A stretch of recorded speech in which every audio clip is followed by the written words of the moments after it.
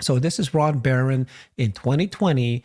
He actually said that we're going to hit $100 billion of revenue 4 years later, which is 2024. And he was right.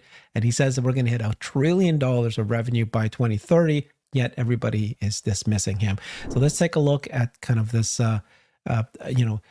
quote here. We look at the business, not the stock price. That was his major quote. Let's listen to his 2020 interview. Now things have all come together. And, but in the period of time since 2014, the stock price didn't change very much through last summer.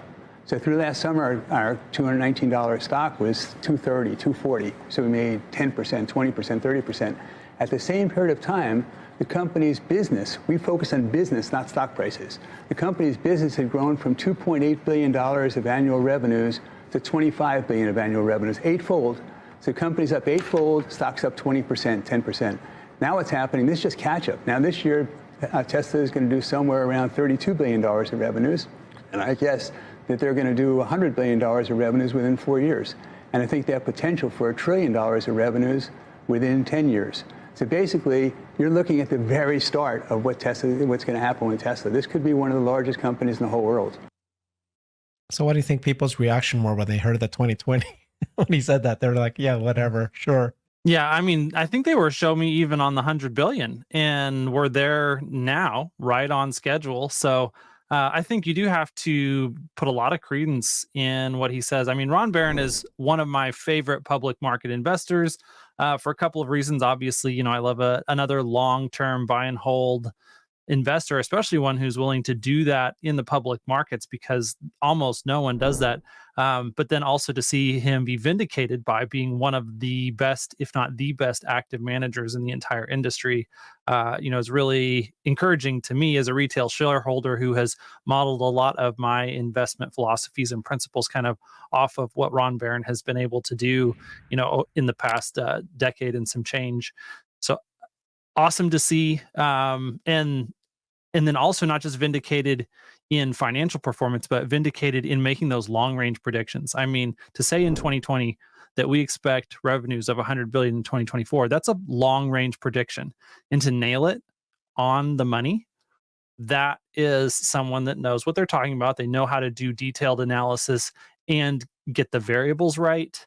And then on top of that, get the output of whatever their model is to be spot on. So he did say potential for $1 trillion in 2030. I think that that's well within the realm of possibility, but he didn't put quite the same amount of certainty on that 1 trillion number that he did on that $100 billion number. I think that, we should watch and see what his updated predictions are for that 2030-ish time frame sometime in the next couple of years. I mean, if he does another 4-year out, more detailed model, then maybe in 2026, we'll see what he's really thinking. And remember that, when he made that prediction for $1 trillion in potential revenue in 2030, there were a lot of aspects of Tesla's business that weren't even on the table yet. FSD was kind of a known line of business that Tesla was pursuing, but Optimus did not exist yet. And a lot of their progress in the energy sector really had yet to show any promise. And so, there's been a lot of development and build out of Tesla as an overall business since that time. Exactly. Nicely done. So we're going to show later what's happening with the stock and why it's flat and so forth. But I think we need to repeat a little bit of what Ron Barron said there, because I just want people to kind of read it instead of just listening to it. What he said was, during this period of time, this is like from before 2014 to 2020, this interview was 2020, the revenue went from 2.8 billion of annual revenues to 25 billion. So that's eightfold. But the company's up eightfold, but stock's up only 20%, 10% from 2014. Sound familiar? So he goes, now what's happening? This is just catch up. That's why in 2020, when he did that interview, the stock shot up eventually. So Tesla is going to do somewhere around 32 billion annual revenues, and I guess they're going to do 100 billion within 4 years. This is his estimate. Like you said, it's like, they are able to attract this, and this is exactly what happened. And I think they have the potential for $1 trillion revenues by 2030. Omar from Hallmark Catalog pointed out that in 2020, the Tesla got $600 billion market cap. now, 3 years later, well, is it? It's more than 3 years later, right? 3 years, I guess December. Yeah, 3 years, and so 2 months later, the market cap today is $600 billion. So the value of the business has grown immensely. Stock has not. 2020, Tesla delivered just 500,000 cars. Today, we produced, 2 million run rate at this point, 4 times that. And like you were saying, well, what's the difference between 2020? Well, now at the time, FSD was in limited access beta with only 200 people using FSD beta 1. Today, 400,000 people are using beta 11, and beta 12 is rolling out, which is a neural net. And yet the stock market, the value of the company is still the same. Megapack has grown tremendously. It's now outpacing automotive. It's material to the business. They've got, contracts to galore. You got mega factories in California and Shanghai. You got the bot now walking around Tesla Silicon Valley offices and performing tasks end to end. These were not even things that were talked about in 2020, yet the price is flat. This is you mentioned a few of these. What's your comment on this? Yeah, I would say that, we could still have some time left to go. Remember, it was 8 years from, 2014 to 2020, and the business grew eightfold. Right now, we've only had, like Omar said, about 3 years worth of digestion, and the business has only grown about fourfold. And we have kind of yet to see the financial impact of these technologies really showing up in the bottom line yet, unfortunately. And so I think, while I do expect us to hit one of these stair step moments again sometime in the next few years, it's really hard to predict exactly when that's going to be, because, you just don't know exactly when the market is finally going to see what the rest of us see. We can do exactly what Ron Barron is talking about. We can track the progress of the business, and we can see, hey, we're up 4 times and we're significantly performing, executing on all the goals and programs. Maybe they're slower than the very, very ambitious and optimistic targets that Tesla sets, but man, we're just continuing to make progress year over year, month over month. The progress of version 12, now that it's out in the wild in the hands of customers, is extremely exciting. There are so many edge cases that it's solving. And so it really feels like, even though, that product is not all the way to where we want it to be, that the version 12 release, from everything that I'm seeing today, is a step change in functionality, and it gets us much, much closer towards that goal. And so we're continuing to make progress there. I think that's going to be one of the biggest things, maybe combined with building out Giga Mexico. And whenever we get the first glimpse of whatever that next gen vehicle, like, all of these things can all kind of land right at the same time. Just like we had, 2020 was also multiple catalysts all hitting at the same time. It's like, it's not one thing or two things that really get the stock to move.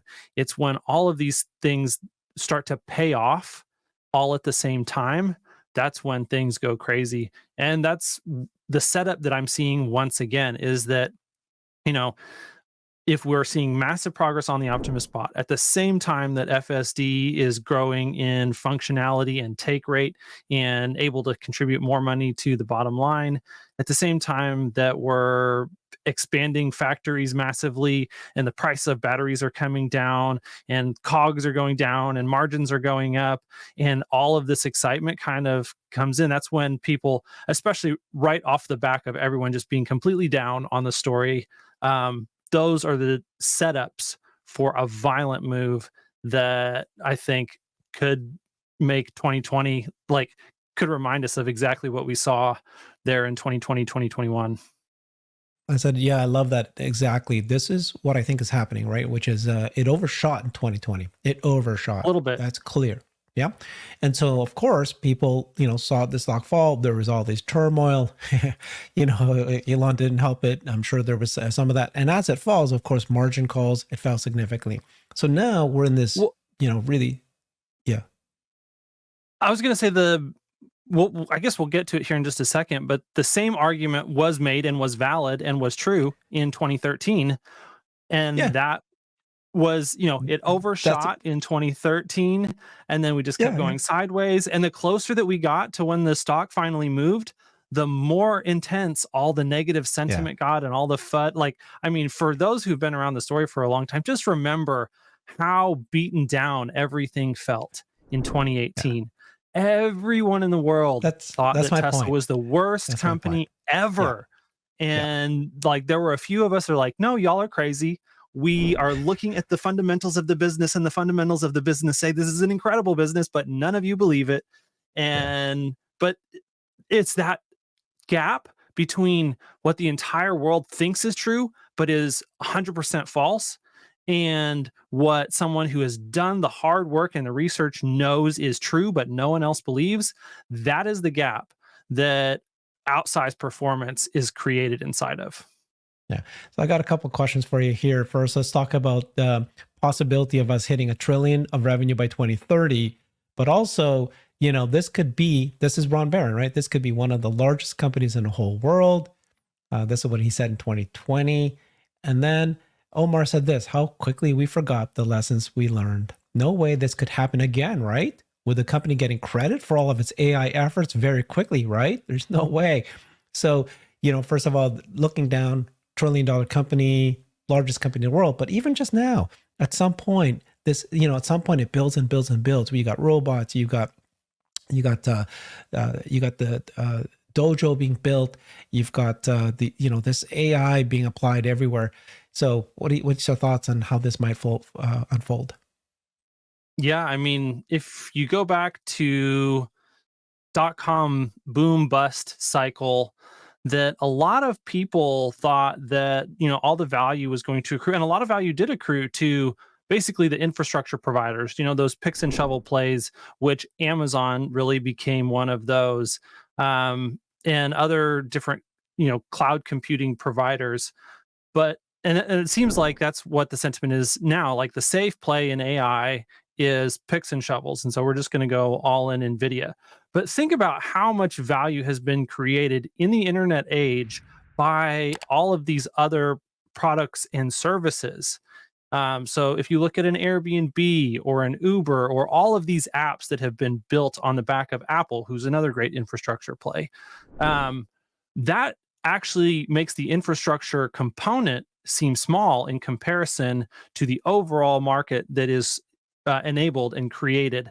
And what Tesla is aiming at is the value added service and application, whether that's full self-driving, whether that is the Optimus humanoid robot. There's an intelligence piece that, yes, chips are a huge part of making possible, but then it's putting that intelligence to work in a situation, in a scenario where humans get value out of it. That's where more value is going to accrue over time. And it's going to take longer, but it's going to be bigger than the contribution that NVIDIA is able to make. And so, unless NVIDIA is able to scale up into offering those services and those products in addition to providing picks and shovels, then Tesla over the long term is going to far outperform NVIDIA in terms of the overall value that they're able to provide to the market from AI, and in return, the value that they should be able to expect to receive from the market.